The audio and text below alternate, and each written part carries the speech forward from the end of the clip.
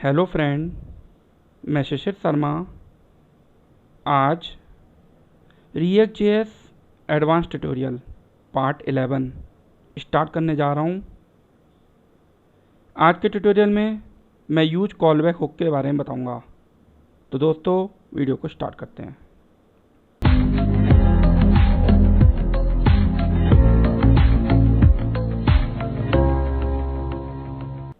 Use callback hook. सबसे पहले हम ये समझ लेते हैं कि यूज कॉलबैक हुक करता क्या है। Use callback hook return a memoize function, मतलब यूज कॉलबैक हुक जो है हमें मेमोइज फंक्शन देता है। Just like use memo hook return a memoize value, जैसा कि यूज मेमो हुक हमें मेमोइज वैल्यू देता है। मतलब हम ऐसे भी कह सकते हैं ये फंक्शन सिमिलर होते हैं, ठीक है। बस डिफरेंस कहाँ पे है, यूज मेमो हमें मेमोइज वैल्यू दे रहा था और ये हमें एक मेमोइज फंक्शन दे रहा है, ठीक है। चलिए और मैं अच्छे से क्लियर करता हूँ। अब इसका बेनिफिट बताता हूँ कि मतलब हम इसे क्यों यूज़ करें, ठीक है। Using use callback we can prevent unnecessary rerendering component, मतलब यूज कॉलबैक हुक की हेल्प से हम अननेसेसरी कंपोनेंट की री रेंडरिंग को रोक सकते हैं। जैसे मान लीजिए सपोज एक पेरेंट कंपोनेंट है, मतलब पहला कंपोनेंट आप जो कॉल करेंगे वो हम पेरेंट कंपोनेंट बोल रहे हैं। अब उसके अंदर आपका एक चाइल्ड कंपोनेंट है। अब क्या है, पेरेंट कंपोनेंट के अंदर हम कोई, कहने का मतलब पेरेंट कंपोनेंट के अंदर कुछ बटन वगैरह लगे हुए हैं, वहाँ हम कुछ चेंजेस हो रहे हैं, वहाँ कोई बटन दबा रहे हैं, बटन क्लिक कर रहे हैं, ऑन क्लिक कर रहे हैं, और पेरेंट कंपोनेंट के अंदर स्टेट चेंज हो रहा है, प्रॉप्स चेंज हो रहा है। तो होता क्या था कि चाइल्ड कंपोनेंट भी ऑटोमेटिक री रेंडरिंग हो जाता था। उससे क्या होता था, टाइम बहुत कंज्यूम हो जाता था। अब यहाँ पर हम क्या करेंगे, हमारा कहने का मतलब ये है कि अगर चाइल्ड कंपोनेंट के अंदर कोई भी चेंजेस हो रहा हो, ठीक है, कहने का मतलब है चाइल्ड कंपोनेंट के अंदर अगर कोई स्टेट या प्रॉप्स में चेंजिंग हो रही हो तब उसका री रेंडरिंग होना चाहिए। देखिए फिर से समझ लीजिए, पेरेंट कंपोनेंट के अंदर हम लोग क्या करेंगे, चाइल्ड कंपोनेंट को कॉल करेंगे और पेरेंट कंपोनेंट के अंदर स्टेट और प्रॉप चेंज होंगे। तो हम ये चाहते हैं कि चाइल्ड कंपोनेंट री रेंडर नहीं होना चाहिए। और कब री रेंडर होना चाहिए, जब उसके अंदर चेंजेस हो। तो ये काम हम जो करते हैं यूज कॉलबैक हुक की हेल्प से करते हैं। कंपोनेंट विल री रेंडर व्हेन डिपेंडेंसी अपडेट, कहने का मतलब है चाइल्ड कंपोनेंट तभी री रेंडर होना चाहिए जब कोई डिपेंडेंसी अपडेट हो। कहने मतलब जब उसके प्रॉपर स्टेट में कुछ चेंजेस हो तभी अपडेट होना चाहिए, वरना अननेसेसरी कंपोनेंट री रेंडर नहीं होना चाहिए। So we can say use callback is use to improve performance. हम ये भी कह सकते हैं यूज कॉलबैक हुक की हेल्प से हम लोग अपनी परफॉर्मेंस को इम्प्रूव करते हैं। मतलब जैसे यूज मेमो हुक है की हेल्प से हम लोग अपनी परफॉर्मेंस इम्प्रूव करते हैं, सेम उसी तरीके से यूज कॉलबैक हुक भी वही काम करता है, परफॉर्मेंस इम्प्रूव करता है।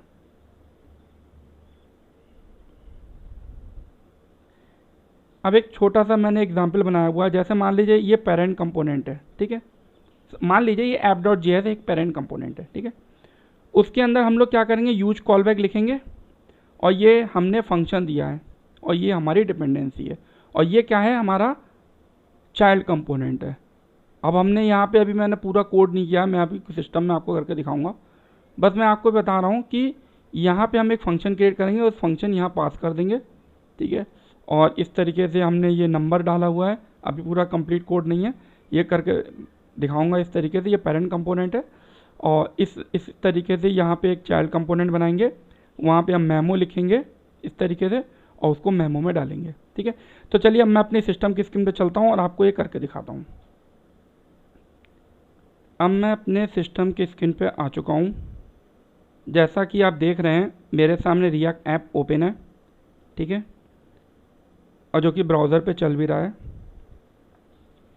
तो सबसे पहले मैं आपके सामने एक सिचुएशन क्रिएट करूँगा, ठीक है, जिससे फिर मैं आपको ये बताऊँगा कि देखिए ये सिचुएशन की वजह से हमें कॉलबैक यूज़ करना चाहिए, ठीक है। बहुत नॉर्मल सिचुएशन है, वो मैं आपको दिखाता हूँ। देखिए ये app.js है, इसको मैं बोलूँगा पेरेंट कंपोनेंट, ठीक है, क्योंकि मैं इसे सबसे पहले इसी को रन कर रहा हूँ। एक कंपोनेंट और बना लेता हूँ,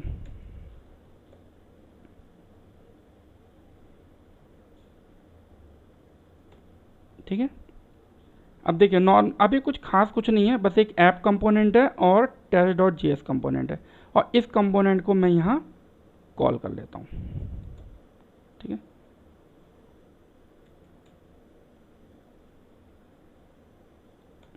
ठीक है, अब ऐसा करता हूँ, इसके अंदर भी कुछ कंसोल कर लेता हूँ, ठीक है, क्योंकि कंसोल करूँगा ना तो वो कंसोल से पता चलेगा कि बार बार चल रहा है। टेस्ट कंपोनेंट, ठीक है।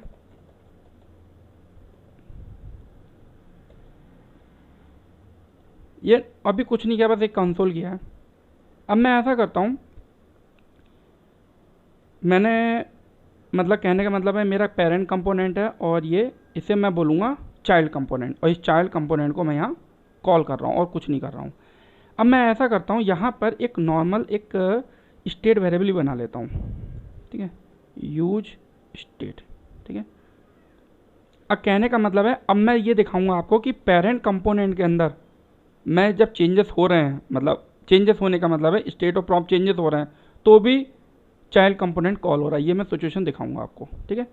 तो नॉर्मल मैं क्या करता हूँ, एक स्टेट वेरिएबल बना लिया मैंने, और मैंने ले लेता हूँ सपोज नंबर ले लेता हूँ, नंबर नाम से बना लेता हूँ, नंबर कॉमा सेट नंबर, ऐसे लिखा और यूज स्टेट लिख दिया, और इसके अंदर मैं ऐसा करता हूँ 0 डाल देता हूँ।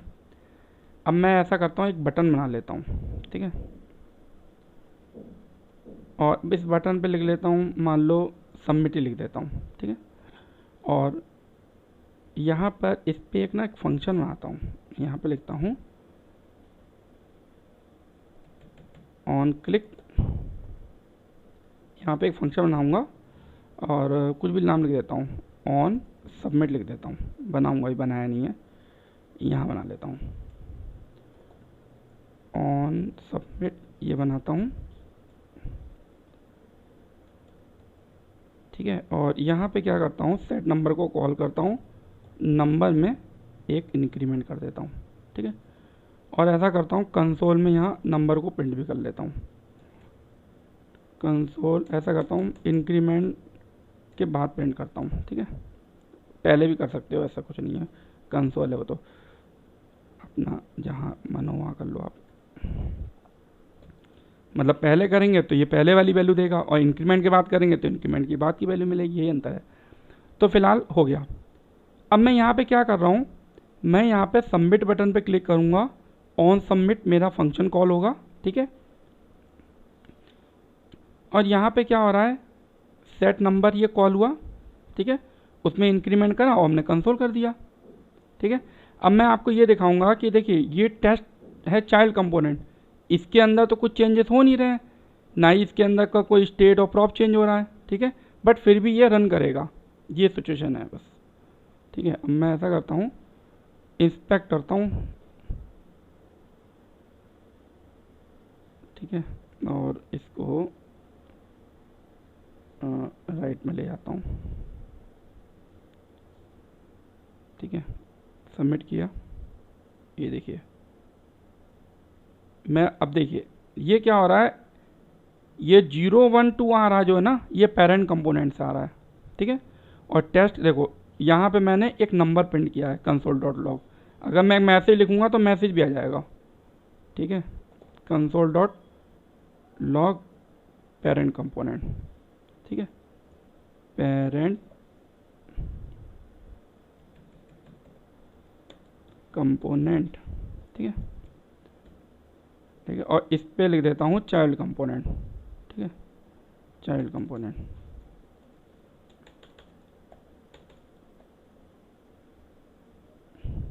अब देखते हैं,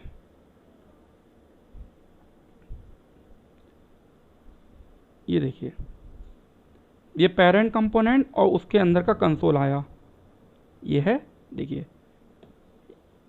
ये पेरेंट कंपोनेंट लिखा और उसने उसका नंबर लिख दिया, ये दोनों चीज़ें कंसोल कराई हैं, ये हमको यहाँ पे मिल गई। लेकिन चाइल्ड कंपोनेंट भी चला, ठीक है। अब देखिए दोबारा मैं इसको करता हूँ, देखिए फिर चाइल्ड कंपोनेंट चला। पेरेंट कंपोनेंट वाला चल रहा है वो तो समझ में आ रहा है, बट ये चाइल्ड कंपोनेंट क्यों चल रहा है? ये देखिए, ये देखिए, पेरेंट कंपोनेंट तो रन हो रहा है, मैं समझ रहा हूँ, क्योंकि उसमें उसके स्टेट वेरिएबल में चेंजेस हो रहे हैं, बट ये अननेसेसरी चाइल्ड कंपोनेंट रीरेंडरिंग हो रहा है, ये नहीं होना चाहिए, ठीक है। तो इसको रोकने के लिए हम क्या यूज़ करेंगे? Use callback. तो इसके लिए मैं क्या करूँगा, यहाँ पे करूँगा यूज़ कॉलबैक, ठीक है। और ठीक है, अब मैं ऐसा करता हूँ, एक फंक्शन क्रिएट करता हूँ, ठीक है। कॉन्स्ट शो नाम का फंक्शन बना लेता हूँ, ठीक है। एक मिनट, मैं ऐसे बनाता हूँ, शो यूज कॉलबैक ऐसे, ठीक है। और इसके 2 पैरामीटर होते हैं, ठीक है। और यहाँ पे क्या करता हूँ, एक फंक्शन बनाऊंगा, हो गया। और दूसरा जो पैरामीटर होगा वो डिपेंडेंसी का होगा, ठीक है। अब मैं ऐसा करता हूँ, यहाँ पे एक स्टेट वेरिएबल और बना लेता हूँ, ठीक है, तो क्लियर होगा। नाम काउंटर ही रख देता हूँ, कॉमन नाम हो गया, हर जगह वही यूज़ होता है, तो उसी को ले लेते हैं, चलो समझने में अच्छा आएगा।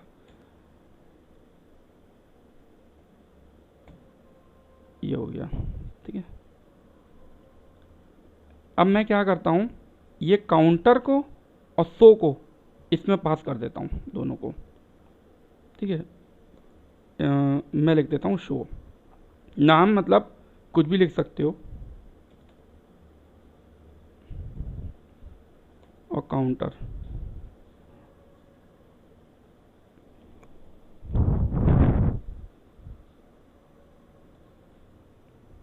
ठीक है। ये कर दिया। कहने का मतलब है मैंने चाइल्ड कंपोनेंट के अंदर फंक्शन को पास किया है एज ए प्रॉप्स, और वैल्यू को पास किया है एज ए प्रॉप्स, ये काम किया है, ठीक है। और यहाँ पे हमें क्या करना होगा, यहाँ हमें लिखना होगा मेमो, ठीक है, और इसको डालना होगा मेमो में, ठीक है। इतना काम यहाँ पे करना पड़ेगा, ठीक है। ये हो गया। और यहाँ पे अब हम क्या करते हैं, अब मैं यहाँ करता हूँ डिपेंडेंसी दे देता हूँ, डिपेंडेंसी काउंटर। मैंने डिपेंडेंसी दी है जब काउंटर में इंक्रीमेंट हो, ठीक है। और मैं ऐसा करता हूँ, यहाँ पे इसका लिखता हूँ सेट काउंटर और काउंटर +1, ठीक है। ये कर दिया। अब मैं ऐसा करता हूँ, इसे करता हूँ सेव। अब मैं यहाँ पे क्या करता हूँ, एक बटन बना, इसको रिसीव कर लेता हूँ, पहले रिसीव करूँगा शो को और काउंटर को, ठीक है। और काउंटर को अगर मुझे प्रिंट करना है तो प्रिंट कर लीजिए, ठीक है। वैसे इसकी कोई ज़रूरत नहीं है, ठीक है, लेकिन चलो कर लेते हैं, हटा देते हैं, वरना क्या होगा, उसका भी कंसोल में वैल्यू प्रिंट हो रही हो, कन्फ्यूजन होगा, ठीक है। तो फिलहाल इसे हटा दिया। यहाँ पे मैं ऐसा करता हूँ, एक बटन बना देता हूँ, बटन बनाया मैंने, यहाँ लिख देता हूँ चाइल्ड बटन, ठीक है। और यहाँ ऑन क्लिक पे मैं क्या करता हूँ, शो को कॉल कर लेता हूँ, ठीक है। और काउंटर का ये ऐसे दिखा रहा है कि क्योंकि यूज़ नहीं कर रहे हैं ना, ये ऐसे दिखा रहा है क्योंकि यूज़ नहीं कर रहे हैं, तो अगर करना चाहूँ तो या तो यहाँ प्रिंट कर लो पेज पे, ठीक है, तो ये हट जाएगा, ये है ना, ठीक है। अब मैं क्या करूँगा, ये जो चाइल्ड कंपोनेंट है, जब मैं इस बटन पे क्लिक करूँगा तो ये शो फंक्शन कॉल होगा, और शो फंक्शन जब कॉल होगा तो वो क्या करेगा, काउंटर में +1 कर देगा। और यहाँ मैंने डिपेंडेंसी क्या दे रखी है कि अगर काउंटर में अपडेट हो, ठीक है, तो ये कॉल हो जाए, ठीक है। अब इसे रन करके देखता हूँ,